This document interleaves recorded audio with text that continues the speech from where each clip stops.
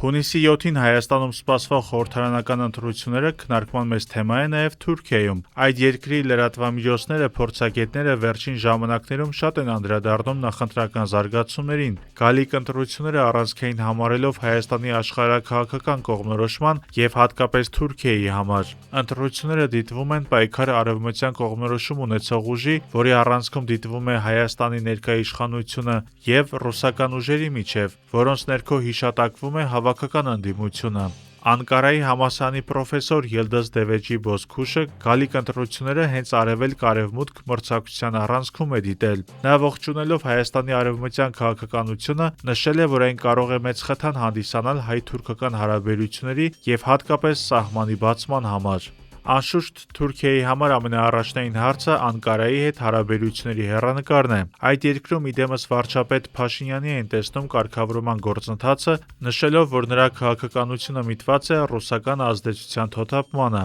Փոխարենը տարածված կարծիք կա, որ ընդդիմության հաղթանակը կարող է սպառնալ Ադրբեջանի եւ Թուրքիայի հետ տարվող կարգավորման գործընթացներին։ Իդեպ այդ կարծիքը Թուրքիայում կիսում են թե իշխանական, թե ընդդիմադիր հարթակները։ Թուրքիայի գլխավոր ընդդիմության խոսափող Ջումհուրիեթը հունիսի 7-ը շրջադարձային է համարել հայ-թուրքական կապերի համար։ Վերջին հրապարակումներից մեկում անգամ կարծիք է հնչել, որ երկու երկրների սահմանակետերը կարող են բացվել նախքան ընտրությունները հունիսի 4-ին։ Եվ դա այն դեպքում, երբ Ադրբեջանն ու Թուրքիան Հայաստանի հետ հարաբերությունների կարգավորումը պայմանավորում են Հայաստան-Ադրբեջան խաղաղության պայմանագրով, նշվել է թերթում։ Հայաստանում սպասվող ընտրությունները Թուրքիայի հետ հարաբերությունների կարգավորման տեսանկյունից է կարևորել ներկայում ոչ այնքան ընդդիմադիր, սակայն ազդեցիկ Hürriyet թերթը։ Նա իշխող ուժի հաղթանակը հնարավորություն է համարել սահմանադրական հանրաքվեի համատեքստում, հիշեցնելով ադրբեջանական պահանջների մասին։ Թերթը դրանով է պայմանավորել Թուրքիա-Հայաստան սահմանի բացումը։